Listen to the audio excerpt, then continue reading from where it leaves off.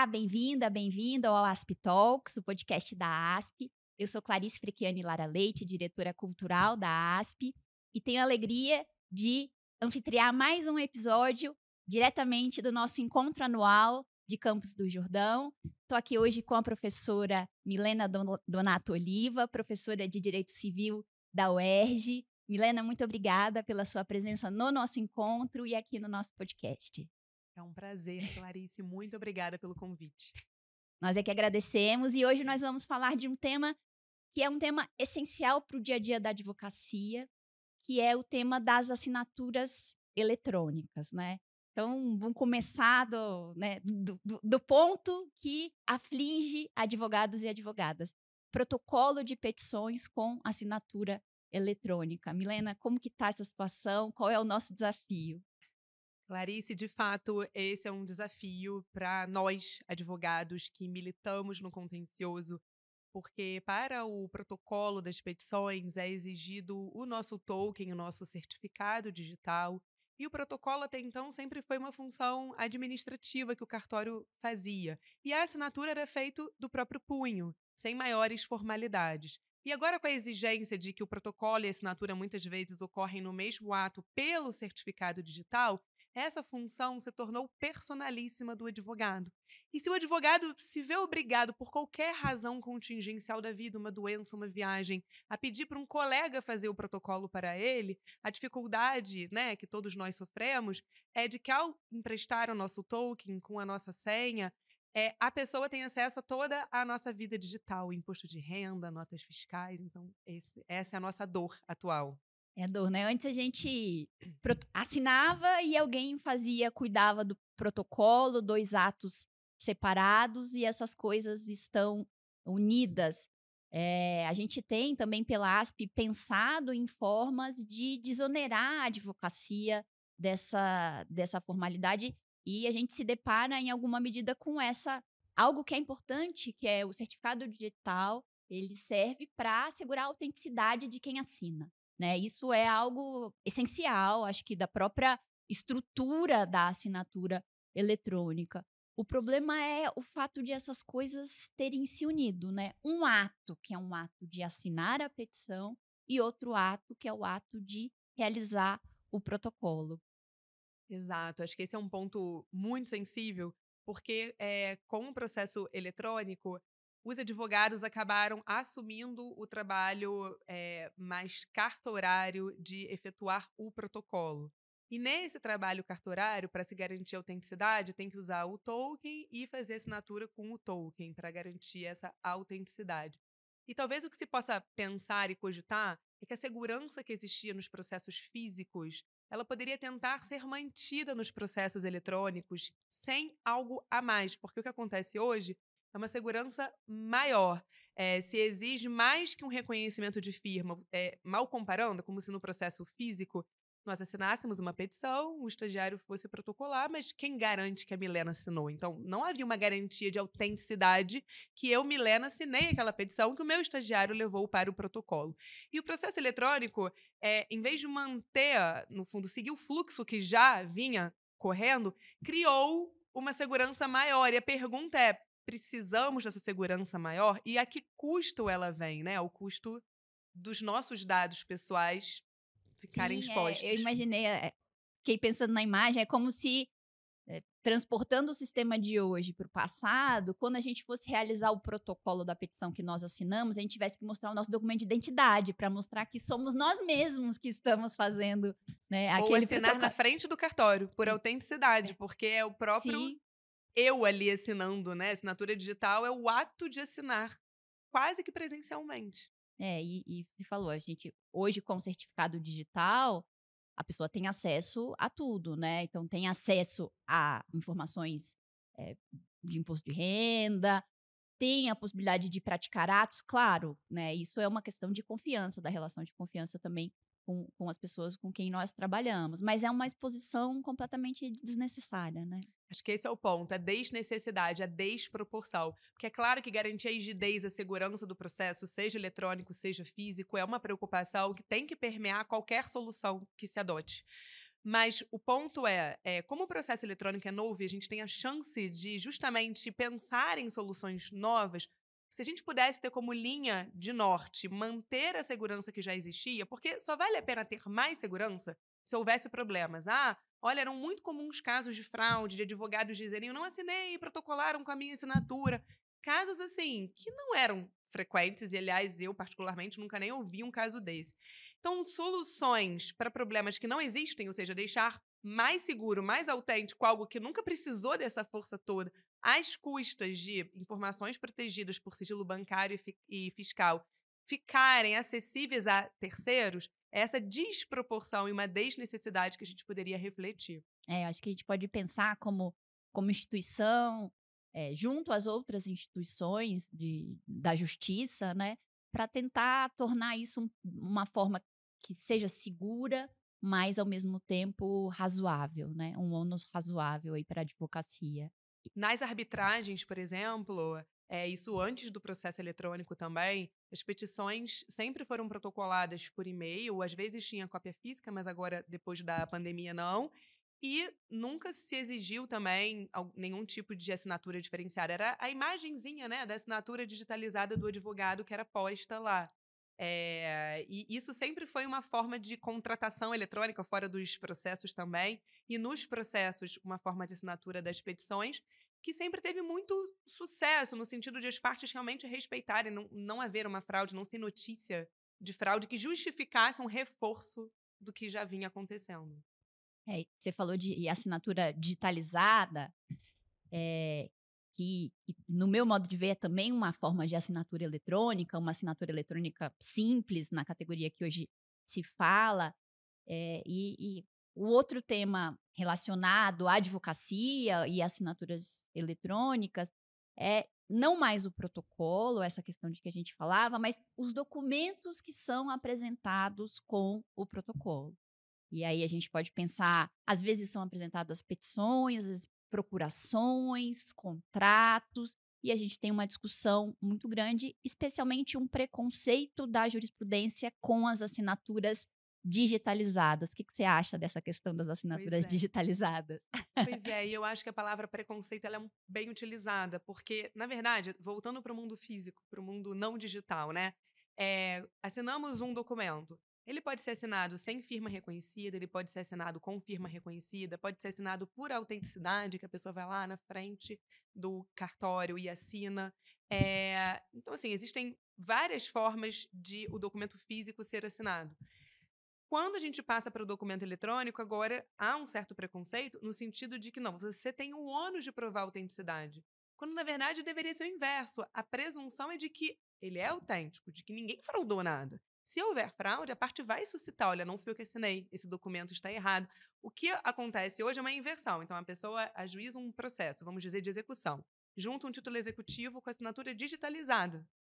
E já há uma inversão do magistrado para que a parte demonstre que aquele documento é autêntico, mas eventualmente o executado nem contestou, nem questionou isso. A discussão ela é outra. Ninguém contesta que aquele documento é autêntico. Então, acho que há sim um preconceito. A assinatura digitalizada ela tem o mesmo valor no meio eletrônico e no meio físico quando a gente assina. Agora, se houver a necessidade de uma firma reconhecida ou de uma assinatura por autenticidade, de fato, ela não pode ser equiparada, mas não que ela não tenha valor. Ela vale como uma assinatura normal e qualquer física que façamos. Porque acho que é bom ver de duas perspectivas, né? Uma coisa é a manifestação de vontade, validade e eficácia da manifestação de vontade, e outra coisa é a prova de que essa manifestação de vontade ocorreu. Então, em contratos em que sequer se exige forma escrita, um contrato que poderia ser celebrado de forma verbal, por que negar valor a uma assinatura digitalizada que foi colocada lá num documento enviado por e-mail, pelo e-mail da parte? Se a parte poderia dar um joinha e falar estou de acordo, por que negar a eficácia? Imagino que não faça sentido, né? Exatamente, Clarice. De fato, numa leitura sistemática do direito, se os contratos não têm uma formalidade específica, né? E mesmo quando tem forma escrita, a forma escrita eu posso dar anuência por escrito sem apor a minha assinatura. Eu posso, por escrito, dizer estou de acordo com o documento em anexo, que é o nosso contrato. Outra parte responde, eu também estou de acordo. Já temos um contrato escrito, ainda que não tenha a assinatura nele. Então, você está certíssima de que essa exigência, ela acaba indo um pouco na contramão de toda uma consolidação do direito civil, do direito processual, até em relação às provas, para que essas exigências fossem feitas na medida certa, e não como agora, que parecem ser excessivas e geram uma diferença entre o físico e o virtual, tornando o virtual mais burocrático e, portanto, mais cheio de formalidades. Deveria ser o inverso, né? É. Você falou da forma escrita, eu tenho uma dúvida com relação a isso. Eu penso, por exemplo, na fiança, né, que é um dos exemplos de contrato cuja validade depende da celebração por escrito. E você acha que não é necessário uma assinatura nos moldes, né, tradicionais, que pode ser uma forma escrita num e-mail? Tem gente que diz que isso é uma assinatura, né? Uma assinatura simples, porque tem seu nome lá no e-mail e você está dando essa concordância. Então, a assinatura, ela é uma formalidade, né? Mas, assim, a forma escrita, ela vai exigir que aquele contrato seja passado a termo, que as cláusulas estejam redigidas em língua portuguesa, normalmente, né? Então, eu tenho que anuir com um documento que tenha corpo escrito. Essa anuência, ela não vai ser verbal, porque justamente o contrato exige uma forma escrita. Então, eu não posso simplesmente, como fiadora, dizer, eu concordo. Não. Eu preciso, por escrito, dizer eu concordo. Agora, se eu manifesto por escrito a minha vontade, por um meio, que pode ser uma carta, ou seja, eu não assinei um instrumento de fiança, mas eu anexei e disse eu concordo com esse instrumento, se saiu do meu e-mail, isso sim, porque uma anuência é escrita. Então, a anuência tem que ser escrita e atinente a um documento escrito de forma inequívoca. Pode haver dúvidas. Ah, mas você concordou com aquele anexo? Aí é um outro problema, mas não para fins de validade. Entendi. Esse é um tema super interessante. E voltando às exigências, né, comparando exigências que são feitas, eu vejo que são manifestadas dúvidas com relação a como eu vou ter certeza de que essa assinatura digitalizada é mesmo da pessoa, qualquer um pode recortar essa assinatura e colar no documento. Mas será que isso é diferente de você digitalizar um documento assinado? Como você sabe quem assinou aquele documento, né? Tem uma exigência, será que é o medo do desconhecido? Excelente ponto. E esse não é um problema novo. Fraudar assinaturas existe desde sempre, com documentos físicos. Por isso que, por exemplo, né, pensando em compra e venda de imóveis, se exigiu, depois de um tempo, que as procurações fossem feitas por escritura pública. Porque instrumento particular era mais fácil de ser fraudado. Uma pessoa assina pela Milena, não é a Milena, mas já viu a minha assinatura, ensaiou, ficou lá um ano ensaiando a minha assinatura e conseguiu fazer igualzinho, conseguiu até reconhecer firma. Isso acontecia. E vendia o meu apartamento. Por isso passou-se a se exigir a procuração por instrumento público. Então, a fraude, ela sempre existiu e vai continuar existindo. Agora, isso não significa que a digitalizada não possa ser usada. E, normalmente, ela não vem sozinha, solta. Ela vem acompanhada, por exemplo, na universidade, quando eu assino atas de monografia, eu envio do meu e-mail. Então, não é um anexo com uma assinatura solta da Milena. É um anexo com a minha assinatura vindo do meu e-mail, com a minha linguagem, com a minha comunicação. É todo um contexto escrito, é um contexto documental que denota inequivocamente a autenticidade daquela assinatura. E aí a gente volta, né? Se a gente tem uma questão de prova para saber se foi realmente você que manifestou a vontade, isso se discute no processo. O problema é a gente, a priori, negar eficácia e validade para uma forma de manifestação de vontade, que é uma forma muito usada no dia a dia, né? Acho que Exato. é, E tornando o processo virtual, ou os contratos virtuais eletrônicos, mais formais, mais burocráticos, indo na contramão da eficiência em prol de uma segurança que, claro que tem que existir, mas é sempre a justa medida dela, é, né? exato. Uma questão super importante para a advocacia são as procurações, né? A gente tem o Código de 73 teve uma alteração para deixar de se exigir reconhecimento de firma na nas procurações. Então, no processo físico, era uma procuração com uma assinatura simples. E aí a gente começa a ver alguns julgados, e felizmente essa situação está mudando, eu já na sequência conto aqui uma novidade importante para toda a advocacia, mas a gente vê alguns julgados recusando a validade e eficácia de procurações assinadas ou com assinatura digitalizada, ou mesmo com aquelas assinaturas que hoje são por uma classificação da lei chamada de assinaturas avançadas, que não são feitas com certificado digital, mas são feitas nessas plataformas. Hoje tem várias. A ASP tem uma, que é o ASP Assinador, e que atestam a autenticidade e também a própria integridade do documento, né? Se o documento for adulterado, a assinatura demonstra. A gente começou a ter alguns casos negando eficácia a esse tipo de assinatura. O que você acha dessa? Eu acho realmente um certo retrocesso, né? É um retrocesso de todas as conquistas históricas que os advogados tiveram, até quando o CPC ele previa isso, depois na década de 90, salvo engano, né? Tirou a exigência de reconhecimento de firma, tudo para facilitar o trâmite processual, para desburocratizar. E agora, né, plataformas de assinatura como da ASP e outras que garantem uma autenticidade até maior do que, a meu ver, seria exigida para esse tipo de protocolo. Então, já dá uma segurança maior. Ainda assim, haver de forma a priorística uma não aceitação, de fato, parece que estamos É. andando para trás, em vez de construirmos. E aí vem as dúvidas, eu converso com colegas juízes, falam, mas como que eu vou saber que foi a pessoa mesmo que assinou? Aí a pergunta é, mas você sabia que era a pessoa mesmo que assinava manualmente? Exato. Né? Então, se houver um problema, isso vai aparecer. Não é algo novo, acho que esse que é o ponto. É como É. se, quando o processo virou eletrônico, as contratações se tornaram eletrônicas, é como se, assim, agora surgiu um problema novo, mas não é novo. Problema que sempre existiu. E essa dúvida, será que foi a Milena ou a Clarice que assinaram essa petição? Não se tinha como saber. Aliás, menos ainda, porque era um estagiário que ninguém nem sabia se trabalhava para mim ou não, que ia lá protocolar uma petição. Então era até mais inseguro ainda. E não se tem notícia de problemas desse tipo, Sim. né?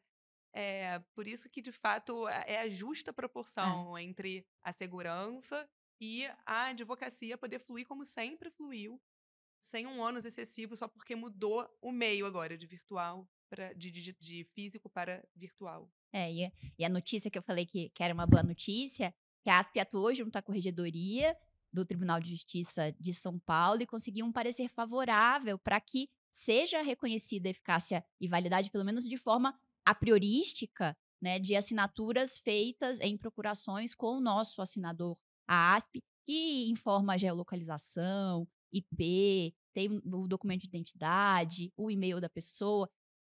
Dados que conferem maior segurança do que a assinatura feita no papel e feita uma digitalização daquele papel, né. Então, ficamos muito felizes com algo que facilita o exercício da advocacia. É claro, você falou, isso é importante lembrar, pode haver problemas, né. Hoje em dia o judiciário se vê assoberbado, tem uma discussão grande sobre uso abusivo do processo, tem casos criminosos, né, fraudando o documento.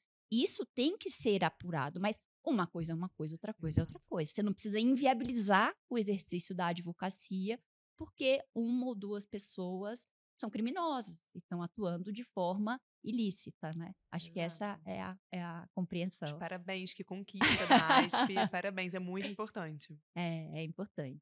E seguimos tentando, eu acho que naturalizar essa compreensão, né. Você tem alguns artigos publicados sobre esse tema que me iluminaram, né, essa questão de uma coisa é manifestar vontade, outra coisa é provar se houver questionamento a esse respeito, e essa nova luta aí da racionalização desses momentos de protocolo e assinatura do documento para desonerar a advocacia. E sim, e reagir conforme os problemas surjam, sem antecipar soluções para problemas que não existem. Então é isso, lembrar que fraude sempre existiu e sempre continuará existindo. E como aconteceu, o Código Civil de 2002 exigiu que a compra e venda de imóvel fosse feita por instrumento público. Pronto, um problema que surgiu, uma forma de resolver, não foi acabar com a procuração. Não foi obrigar agora, não. O vendedor, ele tem que ir no cartório vender. Ele pode vender por procuração, ele pode morar no exterior, mas ele tem que ter aí que sim, um documento mais forte. Então, é dosar essa exigência da força para situações específicas quando os problemas acontecerem e não gerar uma desconfiança generalizada que só onera os advogados e gera talvez uma desproporção do que os advogados precisam abrir mão, né, de dados muito sensíveis em prol de uma segurança que talvez seja desnecessária no dia a dia, né? Perfeito, Milena, muito obrigada. Obrigada. Um papo cirúrgico, sucinto, mas de um assunto que é super relevante para a advocacia. Obrigada novamente por estar aqui conosco no podcast, no NASP Talks e no nosso 15º encontro. Muito obrigada a você, Clarice. É uma honra estar aqui. Parabéns pelas suas iniciativas maravilhosas aqui na ASP. Obrigada a você que nos acompanha e siga acompanhando o ASP Talks, o podcast da ASP.